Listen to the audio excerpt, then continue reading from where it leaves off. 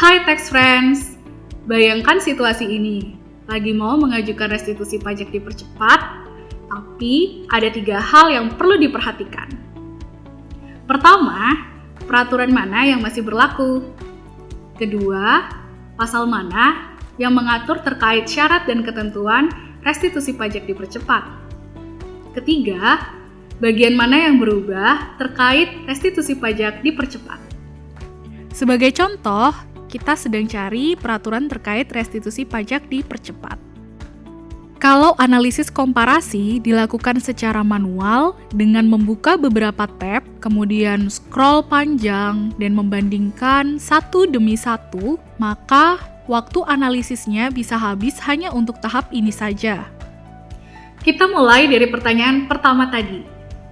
Cari peraturan terkait restitusi pajak dipercepat, yaitu Peraturan Menteri Keuangan Nomor 28 Tahun 2026 di Perpajakan DDTC. Kita mulai dari pertanyaan pertama tadi ya. Misalkan, kita cari Peraturan Menteri Keuangan Nomor 28 Tahun 2026 di Perpajakan DDTC. Jawabannya langsung terlihat di bagian atas halaman.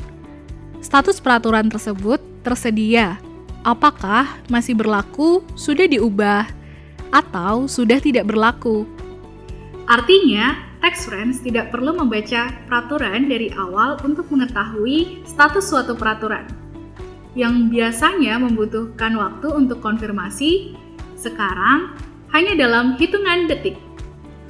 Oke, statusnya sudah tahu nih. Sekarang pertanyaan kedua, pasal mana ya yang mengatur syarat dan ketentuan restitusi pajak dipercepat? Daripada scroll dari atas sampai bawah, lebih baik gunakan fitur indeks. Klik pasal yang dituju, dan Tax Friends akan langsung sampai. Dokumen sepanjang apapun, pasalnya tetap bisa ditemukan dalam satu klik. Kembali ke restitusi dipercepat. Untuk restitusi, syarat administrasinya justru sering terdapat di lampiran, bukan di badan pasal utama. Melalui fitur lampiran, dokumen tambahan langsung dapat diakses tanpa perlu mencarinya secara terpisah. Cukup dengan satu klik, lampiran peraturan sudah langsung muncul. Bagi Tax Friends yang bekerja dengan klien mancanegara atau manajerial regional, kebutuhan akan peraturan terjemahan tidak dapat terhindarkan. Tax Friends gak perlu khawatir, karena Perpajakan DDTC menyediakan fitur terjemahan bahasa Inggris yang bisa langsung diakses. Kalau terjemahan untuk peraturan tertentu belum tersedia, opsi bahasanya akan terlihat tidak aktif. Tapi jangan khawatir ya, apabila dokumen terjemahan bahasa Inggris belum tersedia, Tax Friends dapat langsung mengajukan request translation dan tim perpajakan DDTC akan memprosesnya. Peraturan Menteri Keuangan Nomor 28 Tahun 2026 ini bukanlah peraturan yang berdiri sendiri. Ada peraturan yang digantikan, dan ada peraturan lain yang masih saling berkaitan. Melalui fitur riwayat peraturan, Tax Friends dapat melihat peraturan mana yang digantikan oleh Peraturan Menteri Keuangan ini. Selain itu, peraturan baru juga dapat terlihat, sehingga Tax Friends bisa melihat peraturan mana yang menggantikan suatu peraturan. Sementara itu, fitur peraturan terkait menampilkan regulasi lain yang dirujuk di dalam dokumen ini.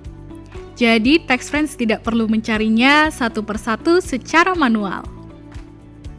Nah, untuk menjawab pertanyaan ketiga tadi, terkait peraturan apa saja yang berubah di dalam Peraturan Menteri Keuangan Nomor 28 Tahun 2026 dan Peraturan Nomor 39 Tahun 2018, yuk simak caranya.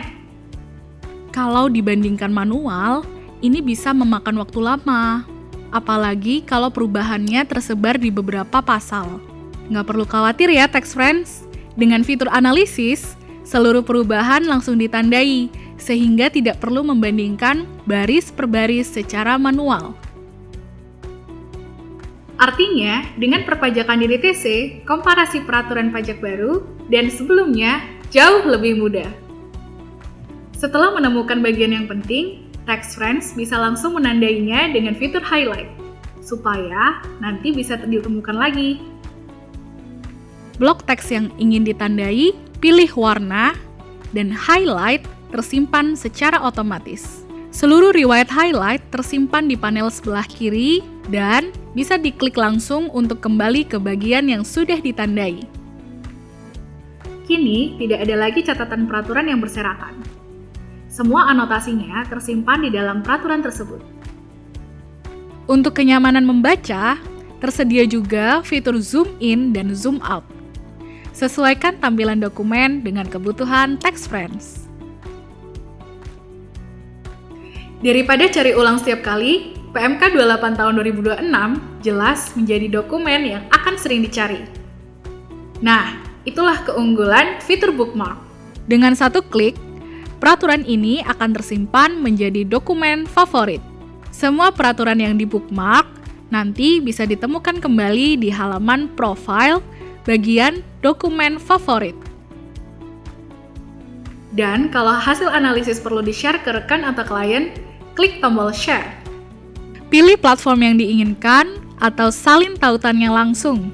Informasi peraturan bisa langsung diteruskan tanpa harus di-screenshot panjang. Tadi kita mulai dari satu pertanyaan terkait restitusi pajak. Ternyata jawabannya dapat ditemukan lebih mudah dari yang kita bayangkan. Mulai dari status peraturan hingga bookmark, semua tersedia lengkap di perpajakan DDTC. Kalau ada fitur lain yang ingin dipelajari, silahkan komen ya.